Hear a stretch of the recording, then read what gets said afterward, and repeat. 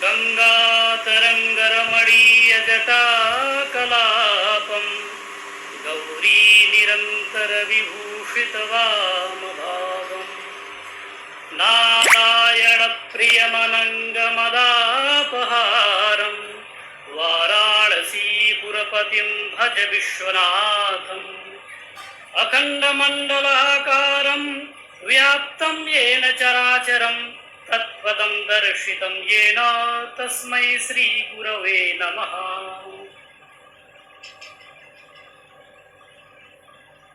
अवधि पाठशाला फेसबुक समूह के माध्यम से अनवरत अवधि का प्रचार प्रसार करने में संलग्न आदरणीय अग्रज डॉक्टर अखिलेश कुमार पांडे जी को बहुत बहुत शुभकामनाएं, सादर अभिनंदन। आप निरंतर अवधी भाषा, संस्कृत भाषा या जो दबी कुचली भाषाएं हैं उनके उत्थान के लिए आप सतत प्रयास कर रहे हैं, सतत कार्य कर रहे हैं। इस फेसबुक लाइव के माध्यम से शुद्धम लिखतु स्वच्छम लिखतु, शुद्ध लिखो स्वच्छ लिखो, इस अभियान का आपने आरंभ किया है। इस अभियान के उद्घाटन सत्र में आदरणीय प्रोफेसर नीलिंप त्रिपाठी जी के व्याख्यान से हम सब बड़े आप्लावित हुए। आदरणीय त्रिपाठी जी ने हमें शुद्धम लिखतु स्वच्छम लिखतु इस विषय पर बहुत ही गंभीरता पूर्वक व्याख्यान से आप्लावित किया। इसके बाद क्रमशः अन्य विद्वानों ने अपनी बातों को इस विषय पर अपनी बातों को रखा है। आज मैं भी इस विषय पर अपने कुछ बातों को रखूंगा। सर्वप्रथम मैं दो चार बिंदुओं पर बात करूंगा। मैं आपको बता दूं कि जो भाषा है, मैं भाषा पे थोड़ी बात करूंगा, भाषा पर बात करूंगा सर्वप्रथम। फिर भाषा में जो हमारे यहाँ शुद्धोच्चारण की, शुद्ध लिखने की बात आ रही है, तो सबसे पहले हम शुद्धोच्चारण, शुद्ध लेखन, शुद्ध वाचन और शुद्ध स्वास्थ्य इत्यादि की जो परिकल्पनाएं हैं उन सभी परिकल्पनाओं के विषय में बात करूंगा। सर्वप्रथम हमारे व्याकरण शास्त्र में भाष, व्यक्तायाम बाच धातु से भाषा शब्द की निष्पत्ति होती है। भाष्यते व्यक्त वाग रूपेण अभिव्यज्यते इति भाषा, अर्थात व्यक्त वाणी के रूप में जिसकी अभिव्यक्ति की जाए उसे हम भाषा कहते हैं। भाषा सार्थक ध्वनि प्रतीकों की वह व्यवस्था होती है जिसके द्वारा जो प्रयोग करने वाला जो प्रयोक्ता होता है या श्रवण करने वाला जो श्रोता होता है आपस में विचारों का आदान प्रदान करता है। प्रायः विश्व में पाए जाने वाली सभी जड़ और चेतन प्राणियों की जो भावाभिव्यक्ति होती है, आपस में विचारों का आदान प्रदान होता है, उन सभी के साधनों को रूप में जो ये कड़ी है उसे हम भाषा इस नाम से अभिहित करते हैं। बृहदारण्यक उपनिषद में कहा गया है, वाग वै सम्राट परमं ब्रह्म। जो वाणी है, वाणी ही संसार का सम्राट है, राजा है, पर ब्रह्म है। वाणी के बिना कुछ भी कार्य हो नहीं सकता। वाणी की अधिष्ठात्री देवी के बिना कोई भी कार्य हो नहीं सकता। जो वाग व्यापार रूपी कार्य है वो कार्य हो नहीं सकता। ये जो शब्द है, शब्द के विषय में जो हमारे आचार्य दंडी कहते हैं कि शब्द रूपी जो ज्योति है, अगर शब्द रूपी ज्योति न होती, संसार में न जलती शब्द रूपी जो ज्वाला है, शब्द रूपी जो दीप है, अगर ये दीप न जलता तो संसार चारों ओर, संसार में चतुर्दिक तम रहता, अधेरा ही अधेरा छाया रहता। कहते हैं इदमंधतमः कृत्स्नम जायेत भुवनत्रयम् यदि शब्दा वयम ज्योतिरा संसारम न दीप्यते। आ संसारम, संसार पर्यंत न दीप्यते, संसार प्रकाशित न होता अगर शब्द रूपी ज्योति न होती। दंडी कहते हैं कि वाचामेव प्रसादेन लोक यात्रा प्रवर्तते। जो हमारी लोक की यात्रा है, ये वाग व्यापार रूपी यात्रा है, वो वाग देवी की कृपा से ही संभव हो पाती है। वाग देवी की कृपा के बिना कोई भी कार्य संभव नहीं हो सकता। वाचामेव प्रसादेन लोक यात्रा प्रवर्तते। भाषाओं में निरंतर परिवर्तन हो रहा है, संशोधन हो रहा है, लेकिन भाषाएं नित्य नए युवती के समान नित्य नावीन्यता को प्राप्त हो रही हैं। ऋग्वेद में उषस सूक्त आता है। उषस सूक्त में आता है पुराणी युवती। ये उषा के लिए कहा गया है कि जो उषा है यह पुरानी होकर भी नहीं है। इसी तरह से जो भाषाएं हैं, भाषाओं में संशोधन परिवर्तन होता है, लेकिन नित्य नवीन शब्दों को के माध्यम से नित्य नवीन आह्लादकताओं के साथ हम सबको आनंदित करती है। प्रसिद्ध भाषा विज्ञानी आचार्य भर्तृहरि कहते हैं कि भाषा जो है, भाषा ही ज्ञान को प्रकाशित करती है।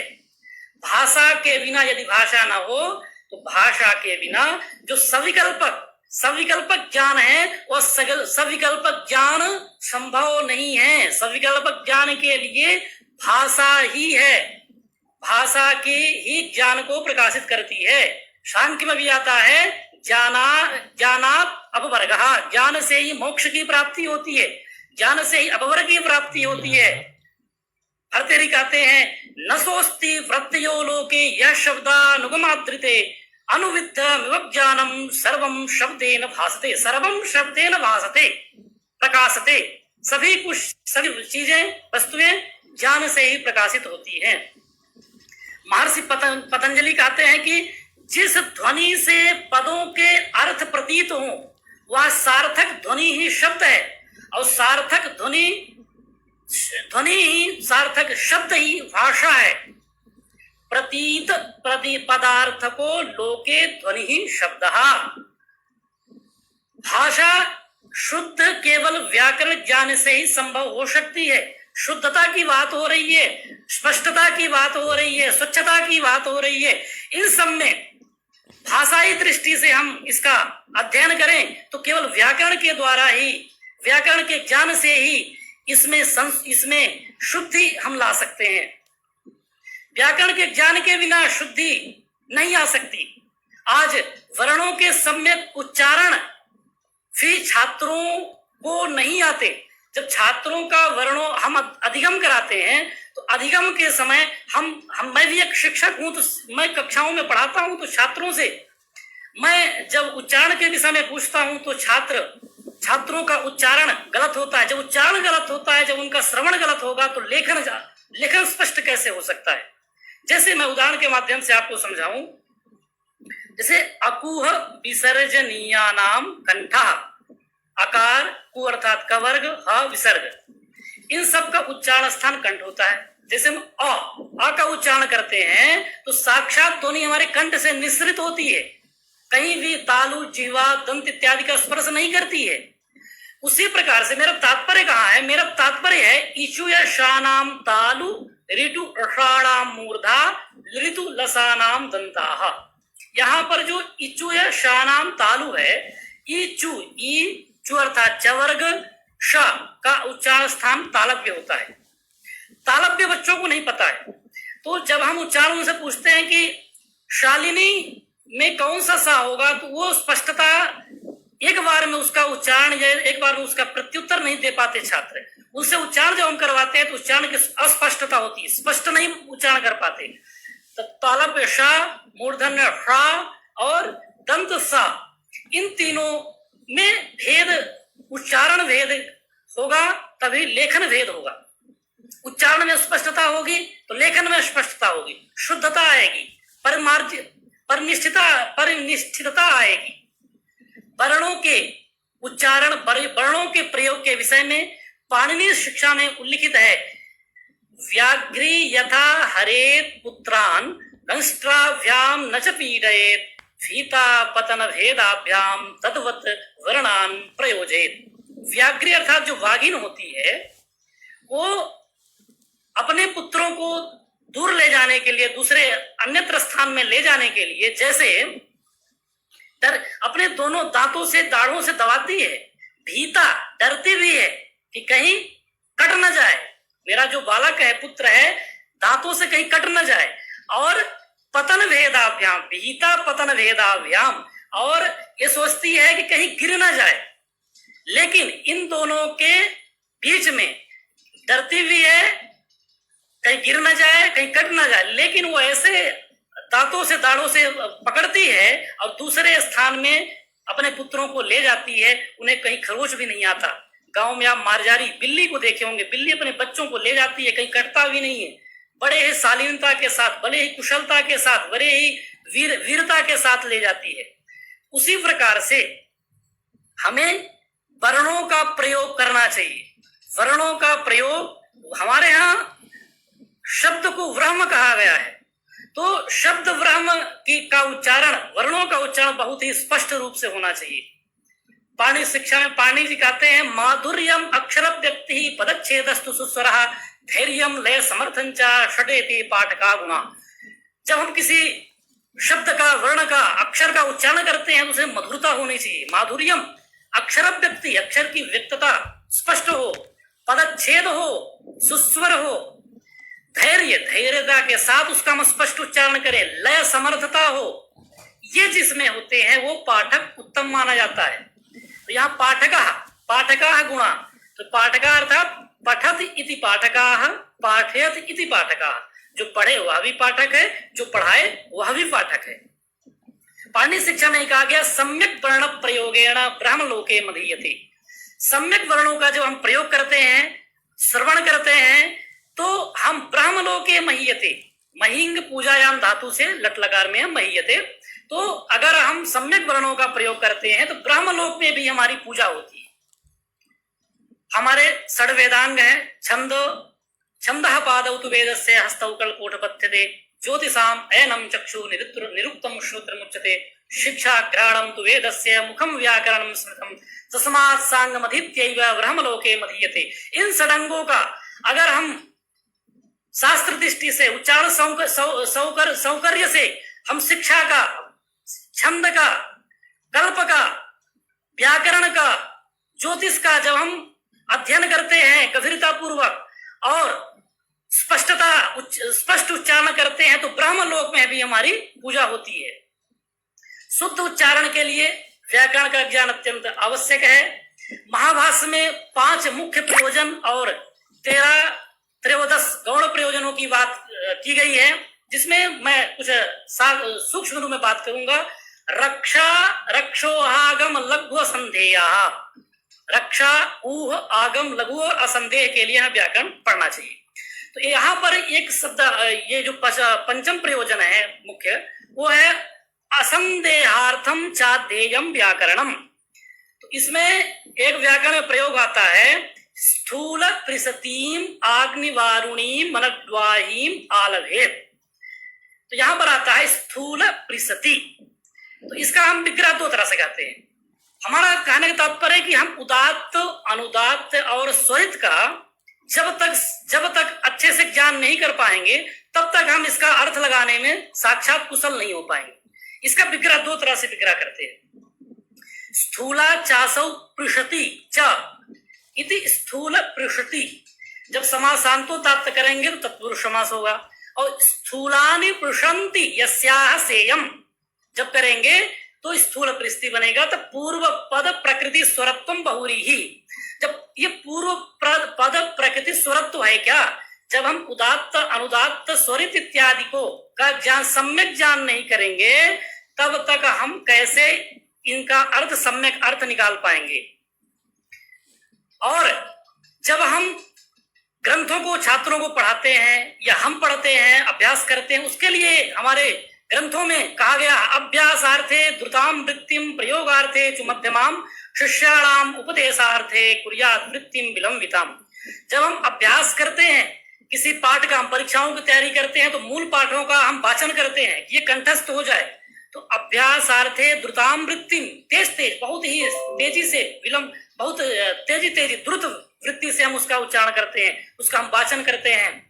जब प्रयोग करना होता है उसका, तो मध्यम वृत्ति का प्रयोग करते हैं। लेकिन जब हम शिष्यों का उपदेश देते हैं तो हम बहुत ही विलंबिता वृत्ति, बहुत ही स्लो, बहुत ही धीरे धीरे हम उसका प्रयोग कर, जिससे छात्रों का जो अवगमन है, अधिगम है, वह स्पष्ट रूप से हो पाए।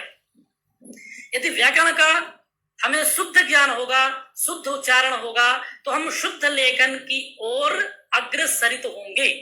अगर शुद्ध उच्चारण नहीं होगा, वर्णों का उदात्त अनुदात्त स्वरित का प्रयोग कैसे करना है, संयुक्ताक्षर के पूर्व वर्णों का प्रयोग कैसे करना है, संयुक्ताक्षर का प्रयोग कैसे करना है, जब तक ये हमें ज्ञान नहीं होगा तब तक हम शुद्ध लेखन हमारा नहीं हो सकता, स्वच्छ लेखन नहीं हो सकता।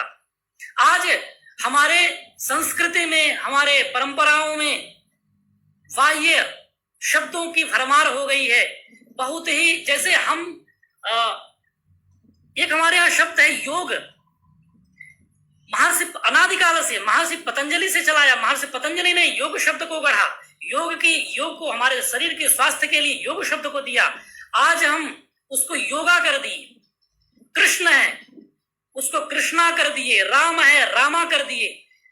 हमारी संस्कृति किधर जा रही है? हम शब्दों को ब्रह्म मानते हैं, शब्द ब्रह्मवादी हैं। तो हमें शब्दों के साथ छेड़छाड़ नहीं करनी चाहिए। जो शब्द जैसा है उस शब्द की प्रस्तुति, उस शब्द का उच्चारण उसी तरह हमें करना चाहिए। शब्दों से हमें छेड़छाड़ नहीं करनी चाहिए, क्योंकि शब्द ब्रह्म कहा गया है। हमारे यहाँ गीता में भगवान श्री कृष्ण साक्षात कहते हैं 10वें अध्याय में, अक्षराणाम अकारोस्मि द्वंद्वः सामासिकस्य च अहमेवाक्षयः कालो धाता हम विश्वतो मुखः। हम शब्दों के साथ, अक्षरों के साथ अगर छेड़छाड़ी करते हैं तो भगवान के विग्रह के साथ छेड़छाड़ी कर रहे हैं। भगवान के विग्रह के साथ छेड़छाड़ी कर रहे हैं। भगवान के विग्रह को हम धूल धूसरित करने का प्रयास कर रहे हैं। कहते हैं अक्षराणाम अकारोस्मि, अक्षरों में मैं अकार हूं, और द्वंद्वः सामासिकस्य च, और समास में मैं द्वंद्व समास हूं। अहमेवाक्षयः कालो धाता हम विश्वतो मुखा, और मैं ही सबका काल महाकाल हूं, सभी का पोषण मैं ही करता हूं। आगे कहते हैं वेदानाम सामवेदोस्मि देवानाम अस्मि वासवः इंद्रियाणाम मनस्यास्मि भूतानाम अस्मि चेतना। वेदों में मैं सामवेद हूं और देवों में मैं वासव अर्थात इंद्र हूं। तो हम यदि वैदिक मंत्रों के साथ, वैदिक परंपराओं के साथ, अनादिकाल से चले आ रहे शब्दों के साथ अगर हम छेड़छाड़ करते हैं, उनको हम परिवर्तित करना चाहते हैं, तो ये भगवान के विग्रह के साथ, वेदों के साथ साक्षात जो है अनाचार होगा। शुद्ध लेखन कवियों के द्वारा भी नहीं हो रहा है। आज छात्र शुद्ध लेखन कैसे करे, शुद्ध वाचन कैसे करे, स्वच्छ संस्कृति, स्वच्छ भाषा का अनुगमन कैसे करे। आज कवियों की कविताएं आप पढ़ते होंगे हिंदी में, वो लिखते हैं घर से निकला, बाहर हरियाली थी, अच्छा लगा। न इस कविता में ध्वनि है, न अलंकार है, न रस है। ऐसी निरस कविताओं का लेखन हो रहा है। ऐसी कविताओं में चला, जा रहा हूं, आऊंगा, खाऊंगा, फिर उसके बाद सो जाऊंगा। ऐसी कविताएं फेसबुक इत्यादि के माध्यम से हम सबको नित देखने को मिलती हैं। तो हमारा निवेदन है कि जो युवा कवि हैं, युवा कवियों को भी इधर ध्यान देना चाहिए। उन्हें अपने भाषा को, जो हमारी भाषा है, भाषा की स्पष्टता की ओर, भाषा की परिनिष्ठितता की ओर, अपने शब्द ब्रह्मवादिता की ओर उन्हें ध्यान देना चाहिए। हमारे यहाँ हिंदी में, संस्कृत में कहीं भी देख रहे होंगे कि तमाम अंग्रेजी शब्दों को हम अपनाते जा रहे हैं, आंग्ल शब्दों को हम अपनाते जा रहे हैं और अपने शब्दों को भूलते जा रहे हैं। हम जो है पाश्चात्य संस्कृति को अपनाते जा रहे हैं, अपनी संस्कृति को तिरोहित करते जा रहे हैं। हमें जो हमारी जो पाश्चात्य संस्कृति है, पाश्चात्य संस्कृति को देखकर उसका ज्ञान प्राप्त कर और अपनी संस्कृति का, अपनी भाषा का, अपने संस्कारों का उसमें अभिसिंचन कर, उसको उसमें पौर्वापर्य रूप से उसे एकीकार कर उसको दोनों को समझकर हम पाश्चात्यों के पास अपनी संस्कृति को, अपने भाषा को, अपने गौरव को कैसे पहुंचा सकते हैं। हम अपनी संस्कृति को, अपने संस्कारों को तिरोहित ना करें, त्यागे ना, उनको पढ़कर अपनी संस्कृति को, अपने संस्कारों को, अपनी भाषा की शुद्धता को, परिनिष्ठता को, स्वच्छता को हम उनके तक पहुंचाए। स्वच्छ भाषा का जो अभियान आदरणीय अग्रज डॉक्टर साहब, डॉक्टर अखिलेश जी ने प्रारंभ की है, यह निश्चित ही लाभकारी सिद्ध होगी। और आज मैं देख रहा हूं बहुत सारे विद्वान इसमें जुड़े हुए हैं और इस पर अवश्य ध्यान देंगे। शुद्ध लेखन के लिए, शुद्ध श्रवण के लिए, शुद्ध वाचन के लिए, स्वच्छ वाचन के लिए, स्वच्छ लेखन के लिए स्वच्छ शरीर की, शुद्ध शरीर की, स्वस्थ शरीर की भी आवश्यकता होती है, जो हमें पतंजलि जी के योग शास्त्र से, पातंजलि योग शास्त्र से प्राप्त होती है।